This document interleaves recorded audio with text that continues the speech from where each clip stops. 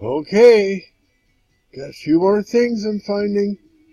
So this was the only response from all this writing campaigns and everything else was from Jim Flood, my buddy Jim. And this is after 2009, so this is after my little thing with the steak. But I didn't know if he knew about it, but I know it's afterwards. So I finally get all this throwing rocks, and he comes back and says, I'm in receipt of your letter dated July 30th, 2009, and your check dated July 4th, 2009. I am returning the July 4th, and I just found it. And I am serving notice upon you that I do not represent you in any attorney-client capacity. This letter is to serve notice upon you that your communications in writing, by telephone, and via package containing hazardous material are not welcomed at any time in the future. Raw beef or rotten steak. Brian, you obviously have an obsession to make these communications as a result of mental or emotional problems, and I wish you the best in reclaiming your intellect and personality as I once knew. However, I am telling you, do not contact me or my office in any way again. Jim. Yeah, he just said, you know what? Don't, and I had to respect it. It was okay. But so we went on for a year and a half. And finally, I guess, like Jim just said, look, you're sending people letters, and I know at this point that he doesn't know what's going on. He's not really involved. He's, if anything, helping Bob, and, he's going by what he knows, and I've ruined enough of him. That's what was impressed on my heart, was stop him. I was hoping it'd be a little bit different, but at this point, I just said, okay. See, and I'm going to fly through it, and it looks like, oh, he's speeding through it. No, I'll get back, but these were out of order a little bit. I just don't want to dig. So this is the July 30th, and see, I don't know if I need to do this, but I sent him the check, and people can read it. I'm not going to read it, because I don't feel pressed to read it, but here it is. So, if you find something great. But I was right, smarmy little thing. I said, I see 5 to 10,000, so that's got to be about Ron or something. Or disability insurance. So it's like, I'm making little idle threats about Bob and his questionable handicaps and Social Security, but then they got back at me because they called Social Security and said that, see, okay. I wonder what the disability insurance office and agency paying Bob. There's no doubt that Jim showed this to Bob. Say, this is what this guy's going to do. So maybe I should read this. Ironically and paradoxically, Bob Froberg, because I'm making idle threats here, so let's see what I said, has had 2 son-in-laws on complete opposite sides of the sinister spectrum. One who has founded his entire life on adulterated bullshit and reaps... Oh, this is Ron. This is me talking about Ron. Let's get a little bit closer. See, maybe this is important. So yeah, I know I made... This is where I made idle threats on Bob, so let's read that. So, Bob Froberg has 2 son-in-laws on complete opposite sides of the sinister spectrum. One, Ron, who has founded his entire life on adulterated bullshit and reaps 5 to 10 grand from national audiences to listen to all his BS of being a self-made man, and selectively protects Ron. Froberg defends Ron, knowing everything about his life is pure bullshit. On the other hand, Bob has fabricated everything about my history, Brian, which is complete bullshit, and is desperately trying to save his own life after really effing up. Above all, Bob, who I'm to understand hasn't worked since the early 90s due to his alleged back injury, let's see if I talk about it, which has supposedly left him physically impaired with permanent disabilities, can still swing a golf club during another round of Ron's pure gratis BS. Something about that just doesn't seem right. See, Ron just didn't go to a golf course. He had to go to a $200 round golf course that Bob couldn't afford, but Ron would take him there. Oh, good Lord. Something that just doesn't seem right. Maybe he's out with OJ and another falsely accused cop, playing an extra 18 holes, looking for the real criminals, only to find more loopholes in the legal system that protects them all. Apparently, human tragedies often come in threes and or foursomes. Ha ha ha, Mr. Wordsmith. Here we go.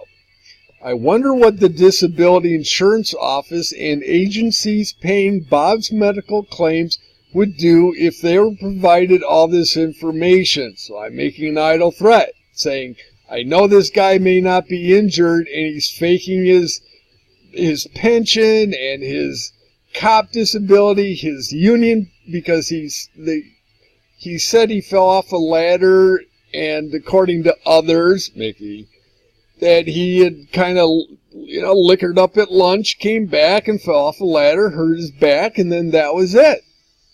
So they're accusing me of faking my stuff, but that's exactly what they do. That's a sociopath, putting their nonsense on someone else. Anyway. Could Bob be subjected to a lawsuit for insurance fraud? Threat. Would he be responsible for repayment of benefits obtained through falsification of his overall medical condition? I'm sure a jury hearing how much his belied condition was injurious of his dual career as a Chicago cop and union tradesman wouldn't get misled by a defense attorney protecting a 30-year friendship. Meaning, Jim, are you protecting this guy about his lies? But then again, this is all probably none of my business, although it places you, Jim Flood, in an uncomfortable legal position as you become formally cognizant of yet another foundation for Bob's motives to harm my previous life, giving Jim, obviously, motive for what he did to me. As has been mentioned before, it's not always the crime, but the cover-up that leads to an arrest and final. See, that's unlike me to leave a page without final thought, but anyway. Wrap this up. I don't know what I just said. Conviction, yours, mine, any real dick. Ha ha ha. Including Nixon and Al Capone. As a lawyer, you know that. We all know Bob Froberg's also caught in the middle of patronizing two SOBs with absolutely everything to lose in the process. As Dina has been married twice, I'm positive he still doesn't know who's been a bigger douchebag between Gary and Ron. Gary was Dina's first husband, who they raked over the coals too. In my opinion, maybe court records when Dina went on hiatus with her family will foretell their future worth of impending BS to protect themselves in family court or with DSFFs. Because I think Froberg defended Dina or something. Somehow, Flood got involved with finding out all the speculation that Bob was saying about Dina. So anyway, regardless, it's your... Now this is me talking to Jim again. Regardless, it's grateful when you all finally came to your senses with your professional careers and legal reputations to resolve this matter in a fair and equitable reproach. I hope the same applies with Van Richards, who he knows that I'm sending dual copies to both. It's like, I want you all to talk to each other and talk about me and everything else. What you're going to do to stop me from going any further. So he got Van Richards' name and everything else. I made sure all the players got to know each other. So as Van Richards is faced with possibly defending a renowned pedophile that not only married his first wife, is now closer, this is Van Richards, a pedophile married his first wife, and is now in closer proximity of his own grandchildren, than he is. So again, Van Richards, this guy that I'm saying is a pedophile, you're defending him, and he's around your grandkids, and you come after me? Good Lord. What I never suspected was the possibility of his abuse with children, pedophilia, child porn, and alleged association with NAMBLA. It's not even worth getting. That's speculation. But that's talking about Miles. Why this? Was this why he protected Miles so vehemently back in '02? Oh, somehow Van Richards and NAMBLA came up. Oh, I don't know enough to talk about that now, but for me to write that, saying Van Richards and National Association of Man-Boy Love Association? Oh, them's fighting words for a defense attorney. But anyway, this is what I wrote.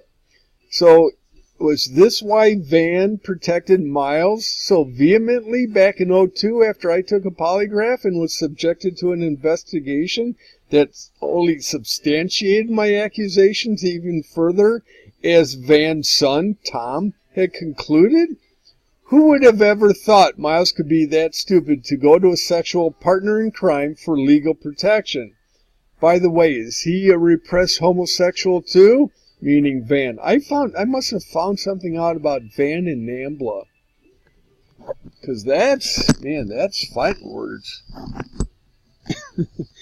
To start throwing NAMBLA at a defense attorney? Ooh. But I must have had reason. But that's what you do is, you know what?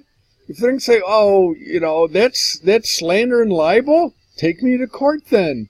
That's a preponderance of evidence. That's not just, overwhelming evidence or whatever. It's a big deal. I looked into it. I've seen crime in Law and Disorder or Law and Order, so I know exactly how that works. I suppose it'll be laughable to tell the details of this storyline in the courtroom environment someday. But that's why we all agreed to resolve matters accordingly, meaning cordially, in private. Unfortunately, there still appears to be some resistance among the Staskels and Frobergs, who have perjured themselves repeatedly, which has yet to jeopardize the BS and MS decree I've placed a stranglehold on to support my convictions. So I'm master degree, decree, not degree. Anyway, as an officer of the court, I'm sure you'll do the right thing based on your professed background and experience. So here I'm just holding no bars. I go, put up or shut up, which side? And that's what prompted Jim to write his little shut up. Cease and desist, stupid. One of these days, it's hopeful that screwing up attorneys caught in their own transgressions is the poetic justice deserved for lawyers effing with victims' personal lives. But we all know how it's all a GD doggy dogma world, me being cute. Oh, God. I cringe. But whatever. What else could provide a better script for Comedy Central than all the BS that's encompassed over the past 18 months? 18 months? Son, you've got another 3 years before it settles down. But you kept provoking it, meaning me, let alone 48 years. Well, I turned 48 at this point. I just can't wait to see what piles of BS and accumulated client-attorney time the next 18 months or 48 years will perpetuate into, meaning I ain't stopping. On a personal argument, this is FBI, but that's not years. Wait a minute, maybe it is. On a personal, arguably, this is truly getting outrageous, as it's my understanding the ex-governor of Michigan is now involved, looking into the general misconduct of certain Pentwater Village officials. The old GOP versus demigods of democracy bipartisanship, as well as the FBI in Michigan and Illinois law enforcement in both states. And, of course, state-employed attorney. I thought that was 2011. I might have made an idle threat, but if I make an idle threat and something, because I'm pretty sure I didn't do anything with them. I mean, I eventually did, but this is 2008. Huh. Because I know where I was when I made these, and it's after I dipped below 1 on my life scale. So that's, I don't not before, I think that's an idle threat. Anyway. But yeah, so I'm getting, attorneys involved. That's Jane's brother and Lynn Richards, Nancy's other daughter. Nancy hasn't, well, actually, Nancy's got 3 kids. Tom, the PI, Lynn, the attorney for Northern Illinois University, and she has another daughter that was in marketing or advertising or something. I don't know anything about her that much. Except for Miles gave her the RAD4 that he said he was going to give me. But I don't have a license, so I don't care. That's a brief story. It's not worth it at this point. I can't help but reflect how many opportunities on this. Okay, Seinfeld episode for Star Trek. Prove me wrong. Fine. Okay. So I made that idle thread about going to, and there's the check that he sent back. And there had to be a thing on July 4th. So $500 was my telemark. Legal services, and he sent it back. Now we're going to go to, that's the Miles letter. That we're not going to do. That's a little bit crazy stuff. But I did my manifesto. It was like, use this against me, and wasted more people's time. You guys can stop. I don't care. But that's me being crazy. That's Miles's letter. Okay, so now this is, we've got time and we're going to do this. This was the letter to Miles. This is what kicked off. Now we're back in 2002. This is when I find out the kids, are you taking showers with Miles anymore? And they said, not so much. And so I stewed on that, and finally I couldn't take it anymore. The little thing with them calling up PCI, and I was playing the charades, and I couldn't take it anymore. And then, so I write this scathing thing to Alan, and after his wife, Patty, appears to pour her heart out of how horrible my brother is, I said, divorce him. I send this scathing short letter to my brother saying, you scumbag, I'm going to pay for your divorce because you are a creep. And then they called the PCI and said, we're worried about Brian. And I hear nothing. Then all of a sudden they show up at Christmas. And I'm like, what? Out of the blue, they said, well, we're in town, and can you meet us for breakfast in the morning? If not, and I get all pissed off, they said, oh, if you don't want to meet, that's fine. I said, no, come on out. So they came out, but I'm sure they said, oh, he might be drinking again because he got all upset, kicked me in the shins. Do I react? Yeah, I did. Anyway, we went out to breakfast, and I got Sam and Max presents. I got them the original Erector set. Cost me $150. But that wasn't the point. I got them the original Erector set. Because there's a store down the street that had the original toys and stuff. So I got Sam and Max the Erector set. And then I was going to ship it to Florida. And I was going to send this letter down to them when he was in Florida. Because they weren't going to be around at Christmas. But all of a sudden, they pop up right before Christmas and catch me off guard. So, I got to think of how things transpired. But after that little transaction where I wasn't able to address them at Christmas is when I was going to send this letter down to Miles when they went down to Florida in February. I'm not sure how all that came out, but hopefully it made sense, but let's just read through the letter. Miles, at this time it is necessary for me to put closure on our relationship for reasons that should be obvious, but most likely need to be clarified. I can't continue on with this charade of a friendship, and I no longer feel I want to communicate with you or see you.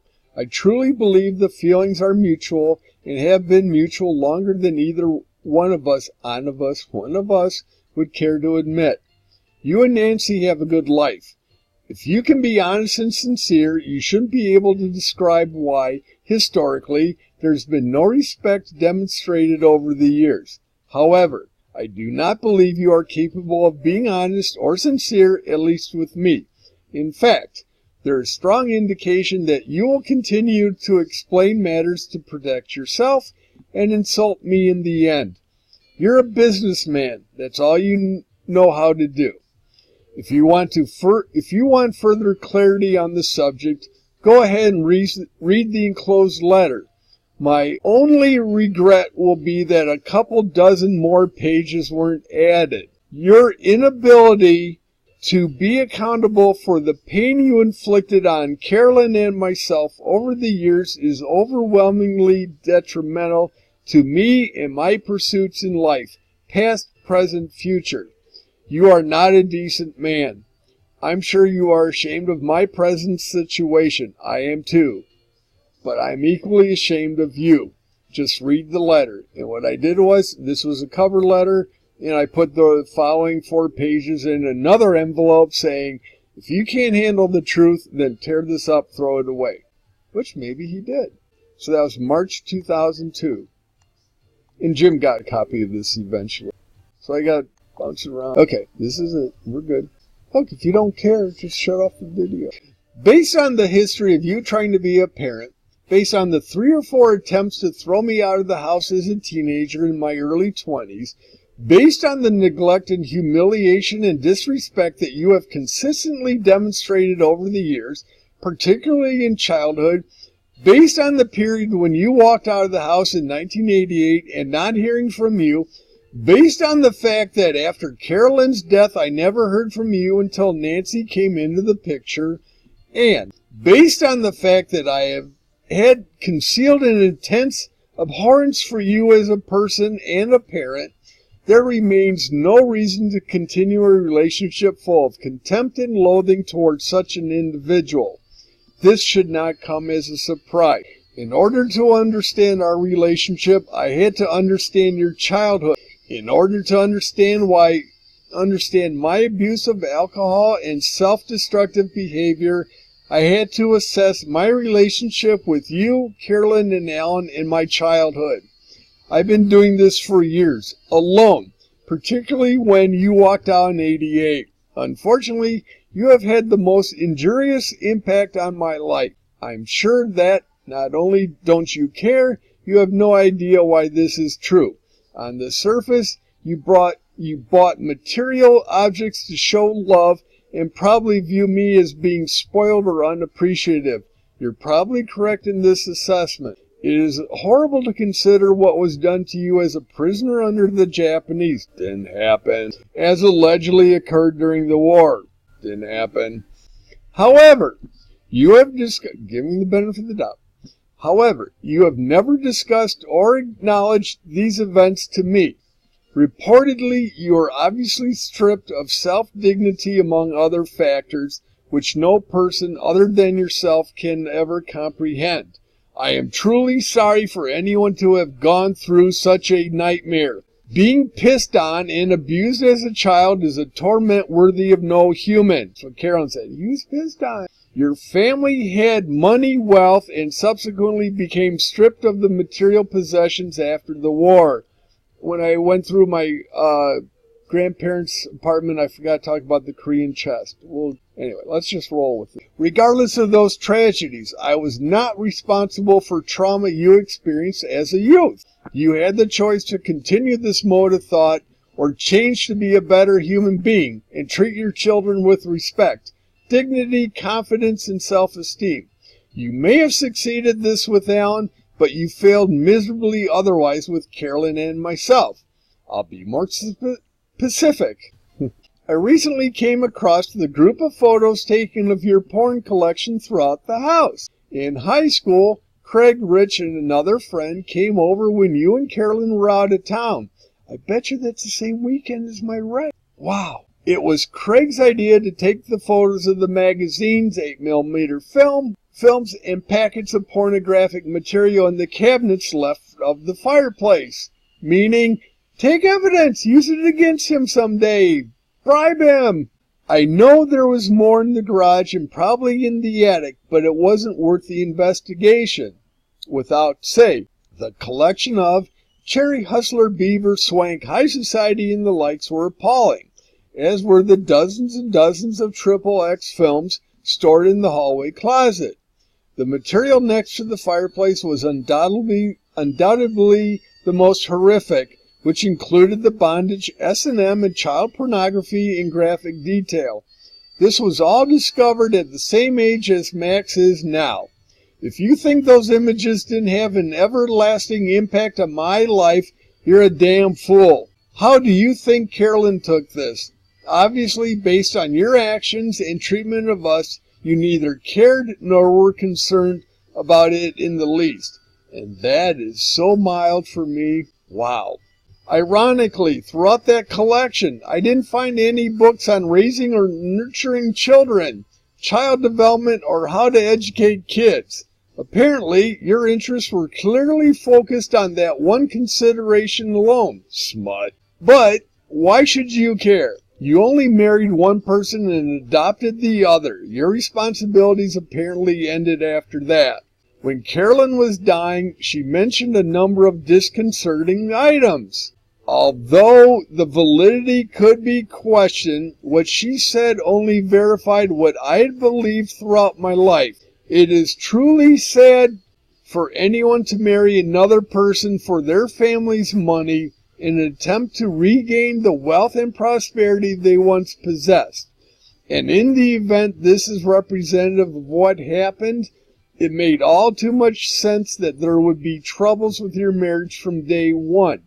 What I didn't say was the speculation that Karen came out full force saying, "Do you know your father's a homosexual?" And I could not get myself to write that because I didn't feel I had enough to really counteract him. But you understand what's going on. I have no doubt in my mind that that guy had other lurid things going on. And I'm not going to, Dale, another black guy. I mean, it's all speculation. But anyway. See, this is where I have to go. This is a letter to CTL. I got to get back to the letter. Do you remember? Oh, my God. Here we go. You guys know about this before I remembered. Do you remember that Monday night in the hospital when about 15 or more friends were visiting me and the doctor pulled you and Carolyn aside to report my condition? You guys know about this? We were all laughing and coping when Carolyn bellowed, "You're dying." And I should have bolted and turned to the group with a cold stare. How dare you all laugh and have a good time? That basically sums up the respect I had from the two of you. When I was coping, you both would degrade and humiliate me. When I learned that the bleeding had stopped, I literally beat my backside in an attempt to get the bleeding to continue. I wanted death more than anything else at that point. I regret not beating harder. I truly do. Thanks for all your understanding, as you most assuredly purchased the next issue of Swank and Beaver to get through the trauma. The next time I crashed the Scout into the bridge abutment was the second attempt to end the misery I was experiencing. At times, I regret not driving faster. Alright, you guys don't know about that. We'll get to it. That was a New Year's when I was in college that I slid into a bridge abutment, but I was flying down a hill. It wasn't a suicide attempt, but I slid out of control and didn't care. Probably not. We'll address it just a little bit more. So let's just keep rolling. There's no reason to continue describing the pain and neglect I have felt from the two of you. When I wrote that obfuscating letter back in '89, before I met Jane, or after I met Jane, and it was like, you guys, F off. I've got my life together. I didn't want to pinpoint my utter disdain for you as parents, but that was my problem for not being clear. Nevertheless, I was liberated from your influence and presence, hoping to never see you guys again. Then, things changed when Jane came into my life, and she persuaded me to regain contact. I truly regret letting her manipulate me into doing so. My weakness is always hoping that things would eventually improve, like my marriage over 10 years. That's a funny story. When Carolyn died in April of '99, I didn't hear from you until September, when the trust was going to be settled. After receiving the statement of activity, it was clear that withdrawals had recently occurred between July 30th, Carolyn's birthday, and August of that year. Whether it was a coincidence that it was on her birthday, I don't know. Regardless, I had an attorney confirm the activity, which had thousands and thousands of dollars taken out prior to Alan, so compassionately split the remaining balance 50-50. I'm sure the two of you deserved what you took out. Again, coincidentally, at the same time, you bought a new car, and you bought a new car, and Alan and Patty took a vacation in August. They took out all this money, and he bought a new car, and they went on a vacation. They ended up going to all the ballparks in America. That's even, okay. Then you got pissed off at me when I found out what happened. I never heard from you until Nancy came into the picture. I'm sure you felt the need to bring me back into your life in an attempt to demonstrate good standings with your children. Admit it, it's been a compromising position to be in, feeling that you've had to maintain a relationship for the past year or so when you couldn't wait for me to be on the next flight to Seattle if a job opportunity presented itself. You're pathetic. I had a job offer in Seattle, and they were like, oh, you should take that. But I turned it down. I ended up at PCI. Anyway, I could go on and on, but it's fuel to write an uninterested audience. I hope you and Alan continue to have a successful relationship, although I do find it entertaining that Alan is probably being nice to you for inheritance reasons only, as Carolyn recognized and admitted they did shortly before her death. I mean, Carolyn knew that they're only being nice to her because of inheritance. But yeah. I do hope you experience the humiliation and indignity that exists when you sit in the same room with someone who could care less about you, yet pretends to for personal gains regarding money. Then I can't let it go. The entire bicycle wedding gift episode was pivotal in knowing you and Alan will never change. Brian, just read the letter because it explains it. Don't tell him what happened. It was entertaining to see Alan finally recognize the fact he owed me for a bike he was responsible for losing in '86. With great forethought, he knew 15 years ago that he would repay me only after you remarried, and bicycles were mentioned for a wedding gift. What a good businessman. Further, the fact that you both settled payment on my behalf without ever contacting me, settlement which only entailed that Alan pay you nothing, was a unique way of accepting and being accountable for the disservice he committed. Since there was no connection to the two events, not to mention the total cost, I paid you $400 to cover my half. We bought them a bicycle for their wedding gift. In the end, Alan screws me and you again, and you're left looking ridiculous. I know it needs further explanation. Trying to pay for airfare to Becky's wedding was a nice attempt for reconciliation, but laughable nonetheless. Let's wrap that one up real quick. So, Alan finally acknowledged, okay, Miles got married. I went to Alan. What should we get them for a wedding gift? He goes, well, let's get a bike. And he goes, don't worry about it. Or I forgot how it was. They got the bike, and Miles said, Alan paid for your half. I go, well, how much was it? $400. Miles said, well, Alan, that has nothing to do with it. So I ended up sending the $400 to cover my half. But Alan paid nothing. Miles just, however it worked out, I paid Miles the $400, and I think Miles just bought the bikes for himself, and so I gave Miles $400. But they said it's all covered because of that thing Alan did to you and your bike.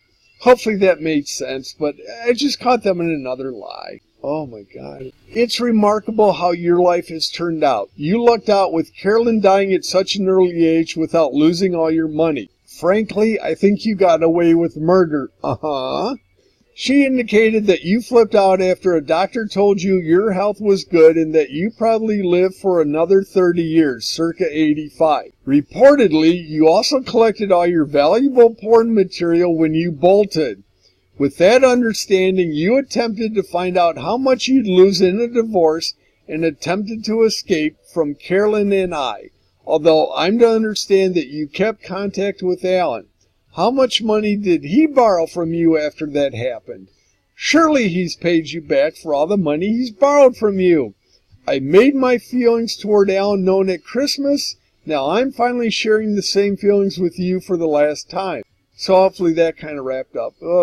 So yeah, Alan and Patty borrowed money from Miles. After he walked out, they knew what to do. Mild guilt feeling, guys need money? I'll write you a check. Alan knew what to do. I do hope you and Nancy have a healthy life, as you seem happy for the first time I've known you. He truly was. There have been so many times over the years that I wanted to share those pictures of your porn collection to other people to demonstrate the other side of the person you really are. Do you truly believe Nancy or her family would perceive you, let alone accept you, into their lives in the same manner as they do today? The shame and ensuing culpability would be similar to what I've had to experience as a result of my abuse of alcohol and the consequent driving offenses. I hope you realize that you have a relentless propensity for pedophile-like behavior, as your mind has been saturated with such images for decades. It's impossible to imagine that you don't look at children in that same perverse sense. How could you not? My mind is scarred forever as a result of those images, too. Should have had anyway. Thanks for the memories, you goddamn pervert. Here we go. This is when my brain goes, oh my God. God only knows what may have happened to us as infants. That triggered my brain thinking, what don't I know that my brain knows that I'm not remembering? Twisting and curling. Okay. That must be hell for a normal person. And I hope you can control it now that you're in a new marriage with more family commitments. You could surely blame your childhood events that led you to that perverse existence should they ever discover the other side of you.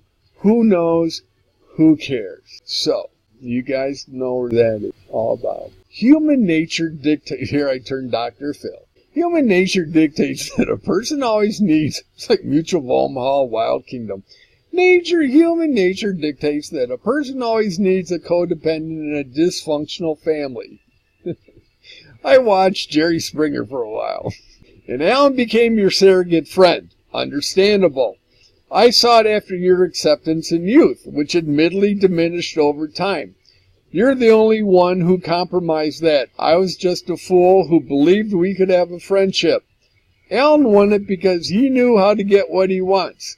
I was too gullible and naive to understand that a functional relationship could never exist with someone who demonstrates such unreserved disrespect for another human being, let alone their wife and adopted son. I know I should forgive you and move on, but that is downright impossible for me to do at this time.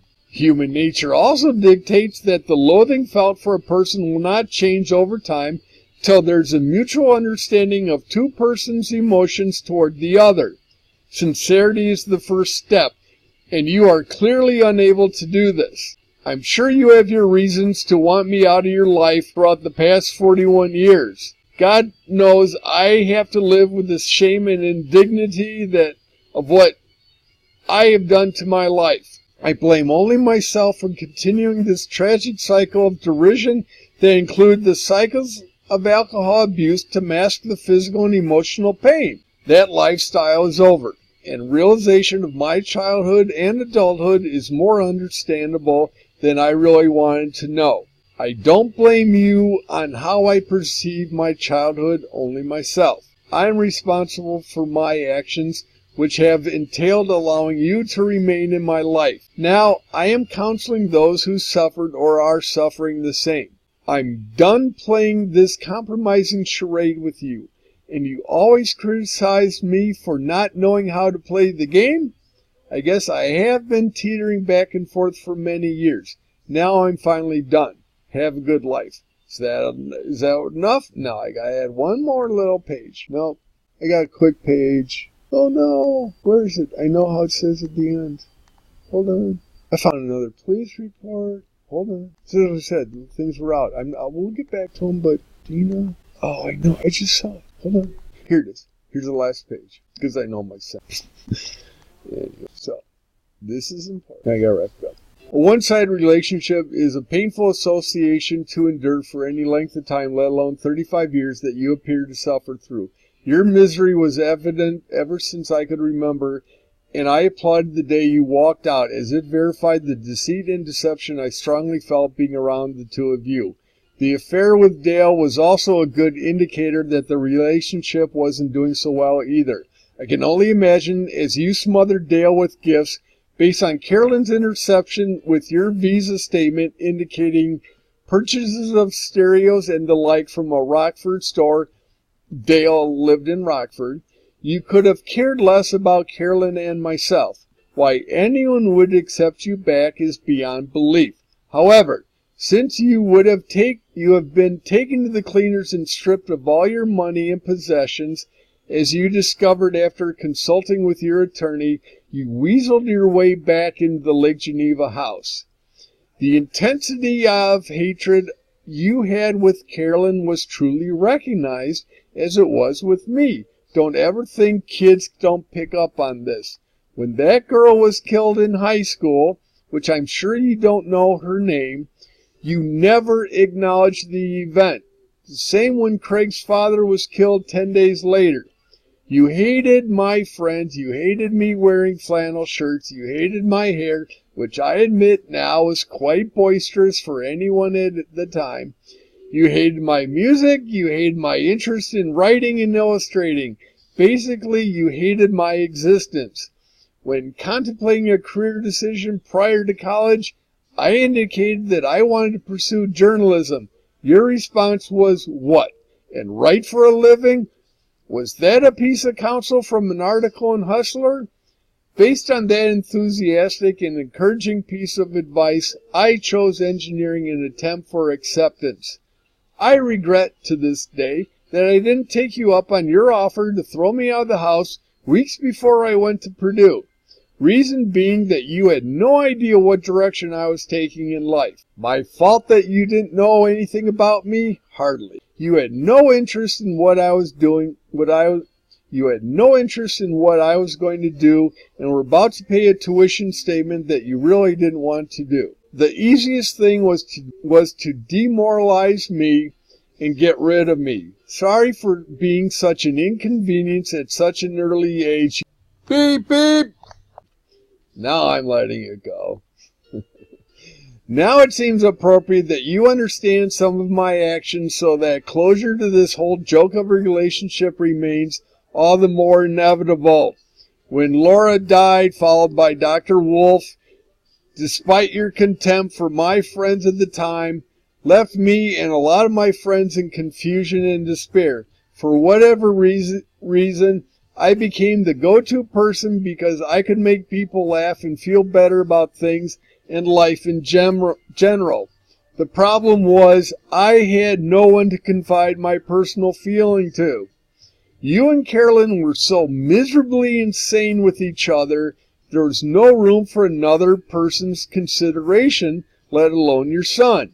I turned to a self-destructive mode, abusing alcohol on occasion, more than that, wishing my life to end on a constant basis. A nice lifestyle for such an early age.